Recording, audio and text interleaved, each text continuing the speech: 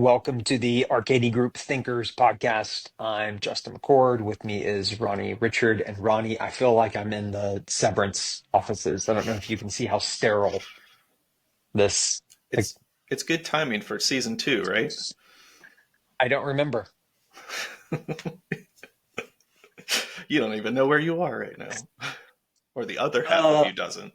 I'm glad that made you giggle like that. That's a good way to start. So this is interesting. The conversation that we're going to have today with Gabe Cooper, founder and CEO of Virtuous. What I find so interesting about Gabe is uh, I don't know that I've ever heard anyone peel back the layers of Gabe. And so the opportunity to do that really excited me in this conversation. Tell our audience a little bit more about Gabe and some of your thoughts on our conversation. Sure. As you mentioned, Gabe is the founder and CEO of Virtuous, and he's also author of Responsive Fundraising, the donor centric framework helping today's leading nonprofits grow giving. And so, Gabe has a very strong focus on how technology can help nonprofits through both his work and his book. And one of the things we dug into a little bit was where did this intersection of generosity and purpose begin? And you'll hear in the episode that he refers back to as a kid being taught this generosity by his parents and his family growing up, and then the technology side of it came in actually through music, which is pretty fascinating to me. I don't know what you think. Yeah, yeah. That combination, you'll hear him use the phrase pattern recognition as it relates to both technology and then into music and how that is a through line in his work and multiple startups. Um, man, I, I'm completely biased, Ronnie, about the conversations that we get to have and the opportunity that we get to understand a little bit more about the people behind the work and so I just really appreciate getting to hear someone who is highly visible as a founder and who is, kind of a classic founder brand in a way with Gabe's prominence in the space, and to hear a little bit of his heart, his motivation, and really how he thinks about leadership was something that fulfilled me as a part of our conversation. So our audience can look forward to that and hearing the winding road that almost feels like a Beatles reference for Gabe as a music fan of Gabe Cooper, CEO and founder of Virtuous on the Thinkers podcast. All right, Gabe. I warned you that we were going to talk about you, and so unless you want to, phone a friend and have us talk to them about you. But no, man, I've been thinking about like, okay, there's a lot of stuff that I want to understand and unpack, but where I want to start with where in the world did the idea of combining nonprofits and technology, like when did that pop on your radar? What was Yeah. the moment that was like, yes, this is the course I want to go? Yeah. Yeah. It's a good question. It's probably there's an evolution, probably a few different moments in time, but, early in my career, I worked, I'm old, so I was a software developer in the first .com boom and bust, and love software development, love building product. But then, as you might imagine, like got a little bit disenfranchised. There was a lot of rowdiness and a lot of dumb decisions that weren't necessarily good for the world back in the late 90s, early 2000s. And so had this sense like there's got to be more meaning than this stuff I'm doing right now. Um, so that was sort of one moment. I actually went to work in the nonprofit space, and I think that made me think, well, I really like nonprofits, and also I work at a slightly faster pace than most of these organizations, and want to have an impact beyond just one nonprofit. And I think probably the third moment was for about 8 years, I ran an agency. We did custom software development, some digital fundraising kind of stuff. And I think we just got, or I got a lot of pattern recognition working with a lot of big nonprofits, like very common tech challenges that were standing in the way of generosity. I mean, we go from one organization to another, having to build custom stuff on top of their existing tech stack just to help them do the bare minimum of the right thing to do for their donors, right? I'm like, gosh, this is ridiculous. All of these orgs are handcuffed to like tooling, data systems, even how their teams are structured that are preventing them from growing the way they need to grow to serve their mission. And it was, I think it just grew out of frustration of seeing that year after year after year. It's like somebody has got to fix this problem. And then at some point it just dawned on me, oh shoot, maybe you're the one that's supposed to help fix this problem. So that happened about 10 years ago. But I think for me more than anything, my like personal passion in life is generosity, right? So like not just part of it's these organizations we get to work with are doing amazing work and generosity funds that work. But a lot of it for me is actually what it does in the heart of the donor, right? So when people give away their time or their money, they tend to be a lot less selfish, a lot more focused on their neighbor, which in the world we live in seems to be a pretty valuable thing. And so I think that's the thing that kind of animates me and gets me up every Yeah. morning. I think you're saying there's like a Venn diagram of you that's a cross of generosity and technology. When you were younger, as a kid, did you notice a lean toward either of those two things? Like a lot of times, someone who grows up to be an engineer, they as a kid they take things apart and they're constantly tinkering with things. Were you drawn into software and developments early or anything like that? Yeah, it's an interesting question. I've thought some about that. I mean, I grew up in like a sort of a faith community in my household. My parents were very, very generous people, always thoughtful of others. So I think I saw that modeled in an early age from my parents on the generosity side. On the tinkering side, it's funny, like a lot of software engineers, you'll find this, but they're actually drawn more toward music. So yeah, tinkering, like I was good in physics and math. I liked building, but it's actually the creative energy around music. You walk into any room of 20 software developers, I guarantee you half of them are musicians. There's just something about that. And so I always loved music as a kid and I love creating music. And so it, it's a weird connection between the two, but there's something about this like craftsmanship plus creativity that just like fires up something in my brain that I really like. And so as weird as it sounds, it may have actually been music that drove me more toward that sort of desire to build. It's like a It's blend of interesting you say structure that and because, creativity. Yeah. well, and you used the phrase pattern recognition earlier, Mm-hmm. which my mind immediately goes to music whenever you said that. Um, what do you play? I don't play anything well, but I played for years. I played in bands and I played guitar, bass, mandolin, a few different things, and had a small record label in my early 20s that was a complete train wreck. I couldn't make a dime off of it, but it allowed me to produce music in my house for several years, which was fun.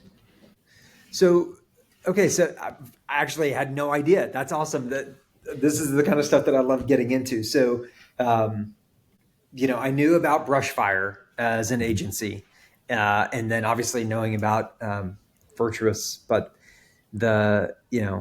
even starting a record label. So you're a serial entrepreneur, Yes, if you want to count the record label, then yes. And so that's my get your massive failure out of the way early on. And so you can figure out how to do the right right? kind of stuff. And so yeah, those, and then we had a mobile app company with two buddies that was made mobile apps for golf primarily, but then a few other Hmm. sports as well. And Right? so Virtuous is technically my fourth, but it will definitely be my last. Not number one because it fulfills a personal passion for me that I just love, but number two, like Yeah. you just get to a certain age where starting with a blank sheet of paper again, it just is overwhelming.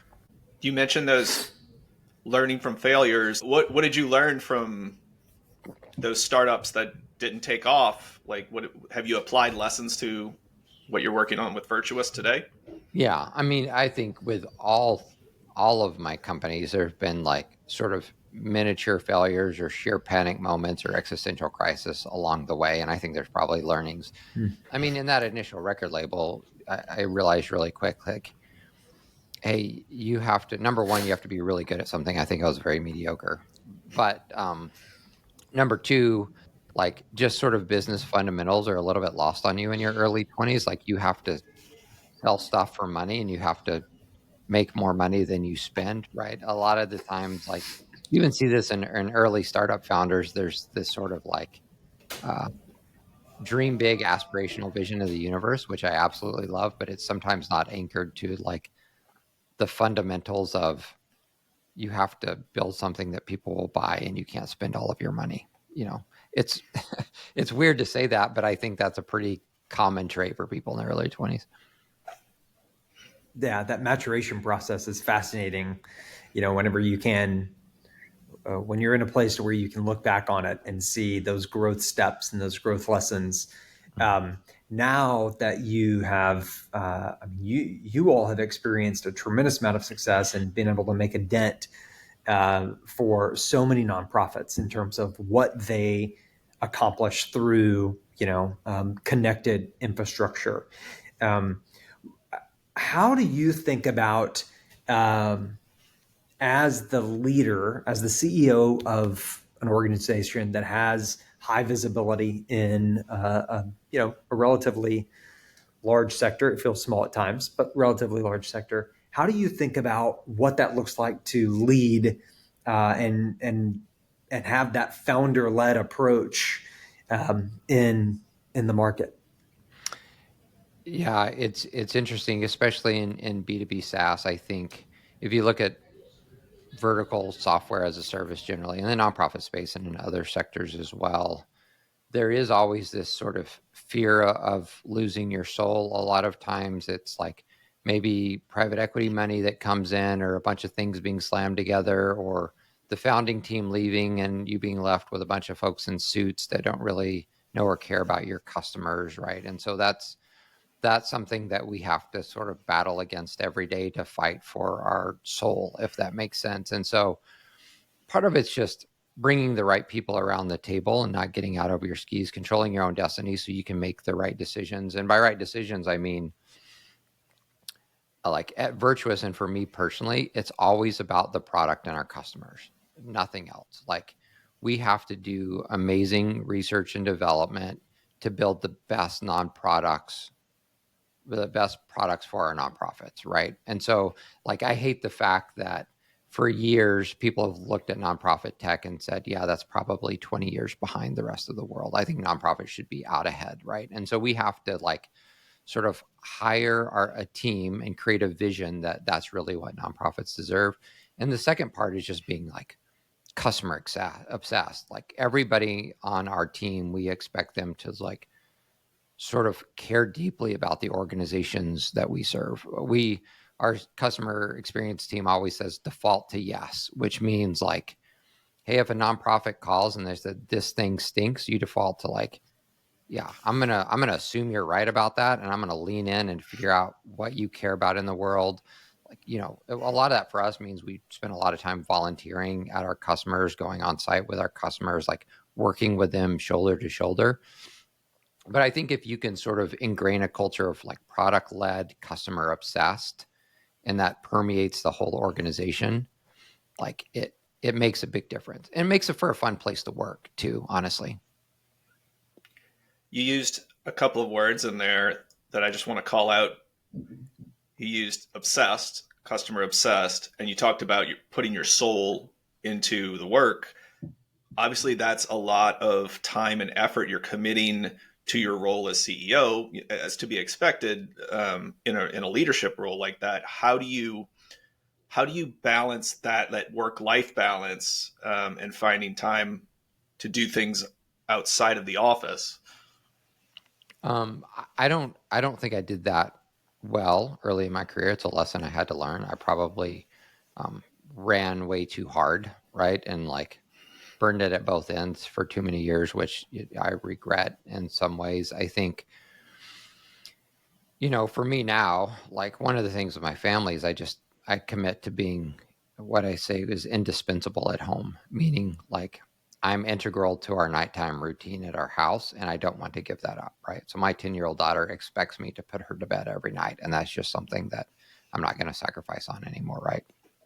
Um, to get to that point, so if you still want to deliver with excellence and have some sort of balance, it really means uh, hiring really good leaders that are smarter than you, right? So I think that's the thing, especially I think over the last 5 or 6 years, that's been my top priority as a CEO is I have to identify and retain or attract and retain great talent.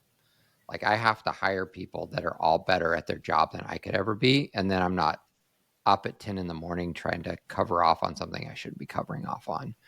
And so, as a CEO, it really is about you have to create a very coherent vision of where you're going. Then everybody has to be bought into that vision. You have to make sure you don't run out of money. But then the third and probably the most important at our stage is yes, you have to attract and retain amazing talent and be incredibly selfish and greedy about the kind of talent you get on your team. It makes me think about a little bit of Max Dupree and Leadership as an Art is a book that I was given 10 or 12 years ago, and we talk about amongst our leadership team quite a bit that the role of a leader is to first define reality for their team. And so, whether or not that reality is like the state of play or how we want to show up for our clients, like that, defining those pieces of reality. And the second team is get out of their way. Like to your point, the old David Ogilvy ism of hire people that are smarter than you and get out of their way. I think those are also signs of maturation that come from time and opportunity. Those two lessons were things that I learned from specific individuals that I watched and that I have been fortunate to be mentored by. Who There are a lot of people that look to you in your organization and or in the sector that you have been able to speak into their lives. Who has spoken into your life over your virtuous tenure that has mentored you and helped you grow or help you overcome unforeseen obstacles along the way? Yeah, I think for me, me and this group of people that I hang with, we always talk about durable friendships. And so there's a group of other CEOs and leaders that I'm not mentored by as much as like really good friends with that are also in the thick of it with me. And why I say use the word durable in friendship is like somebody can read a Peter Drucker book and just tell you business truisms, but it's another thing when you have like folks that are actually in the trenches with you that care about you deeply, that care about your family, that get to know you, that can actually say words that are more specific and true, right? And so I think being a founder and a CEO can be lonely, especially if you're a solo founder. Just you feel the weight of the world is on your shoulders. And so I actually think that durable friendships with like-minded folks that you can be arm in arm with is actually the thing that makes the difference more than just like the sort of the older Peter Drucker figure in your life that's going to just tell you business wisdom, right? I mean, all of the content is all out there and consumable. It's like the application of that content in the thick of it that matters, if that makes sense. Um, so yeah, Totally does. that's good. And the other thing is I've been pretty picky about who we invite in as investors and who's on my board. And so those relationships aren't contentious. I've even told people when they're entering my board, like, I'm going to be really transparent here. Like, I'm not going to sugarcoat anything. And I need people around the table with me that are okay with that and are willing to be shoulder to shoulder with me, like you and me against the problem. And by sort of having a with that dynamic at Virtuous, it's allowed me to sort of garner the wisdom of a set of folks who've all been there before and have pattern recognition. And so that sort of authentic transparency combined with really smart people helps. In your, I think, decade plus of since starting Virtuous, you've obviously worked with a ton of nonprofits and helped them um, improve their fundraising, streamline their fundraising. what are there any memorable stories or moments that stand out to you that you just recall instantly of, man, that was a great opportunity we helped that group out with? Um, this is a story I've told 1,000 times, but I don't know why it sticks with me so much. It's actually happened in the really early days of Virtuous. So for anybody listening that's heard this, I apologize, but man, it's just so cool. We have a feature in Virtuous that it's like, hey, here are the next calls that you should probably make today. So if you're like a major gift officer or something, you don't know what to do with the next 15 minutes of your life. Like here's the next, 10 calls you should probably make. We had a woman who was heading fundraising for a human trafficking organization. They were about 10 grand short of being able to run this project where they're going into Southeast Asia and rescue people out of human trafficking. And so she was panicked. She wanted to get the number. She pulls up that list, calls down the list, and within about 30 minutes had raised all $10,000 to be able to get the project rolling, and was so stoked about it. She actually drove to our office and bought a couple of our software developers lunch as a way to say thank you, because she had time on her hands again. And so just like that, the dynamic of, hey, using data to drive giving in a way that like saves you time, and then just seeing the direct impact of that in the field of people being rescued, and then having the tie back to like my team getting to give each other a high five and our customer a high five, like all in a 48-hour span, is just pretty special. Wins all around. Yeah. That's awesome. It's so indicative, I think, a little bit of the culture, and obviously of so much of what you have come to be known by, which is that responsive mindset, the responsive framework, and the book, and it's something that even spills out in those sorts of stories, right? That the proactivity behind it, and having that even a part of the features that turn into those kind of stories. That's fantastic. You're kind of rounding out as you look ahead, over the next decade plus, and you said, this is your ideally this is your last startup and founder scene.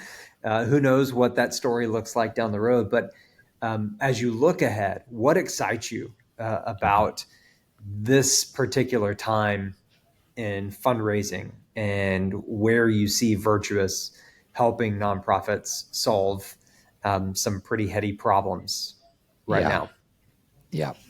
There's a couple of things there. I think broadly, our mission is we want to create $10 billion in net new generosity in the world. So we measure like how much you were doing, where you were going before, and how we sort of level that up. And so at this point, we've measurably created about 1.2 billion. And so I really want to get to that $10 billion mark. I think what that looks like probably over the next 5 to 10 years for nonprofits is going to be leaning into things like AI. Right. So if you think about the typical problems that a nonprofit's facing, well, if it's around responsive fundraising, how do I create a more personal relationships with my donors to get them to act? It's about things like predicting behavior. Like I want to figure out what my donors are most likely to do next, or what they're really into, what moves the needle for them, and to be able to communicate effectively, in a nuanced way against each of those, whatever their behaviors are or their interests are. AI can be an incredibly powerful tool and help predict those kind of behaviors and provide people with the right next steps, right? So I think, that's going to be it's a really important for us on our roadmap, like how we're building into that reality. But I think it's going to be really powerful for nonprofits. I think the other thing that's true about software, especially SaaS, is like will shift dramatically over the next 5 to 10 years. I think historically the idea with SaaS is that you want software as a service. You want software that helps you do your job better, right? So everybody's trying to build software that helps you do your job better. The thing that's changed even over the last month or 6 months is the expectation is now I want software to do my work for me.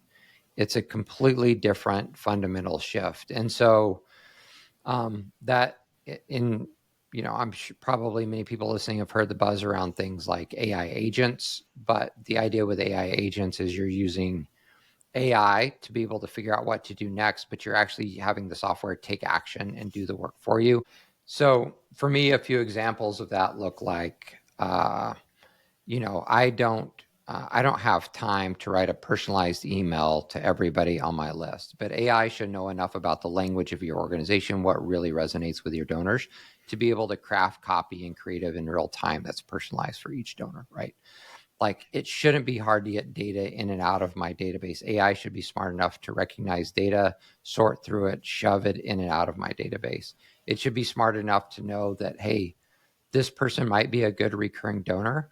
I can probably automate a series of text message and emails to them to be able to convert them to be a recurring donor without anybody having to lift a finger on my team, right? I mean, this is the world we're moving into, where AI agents, AI plus automation is beginning to do the work for you.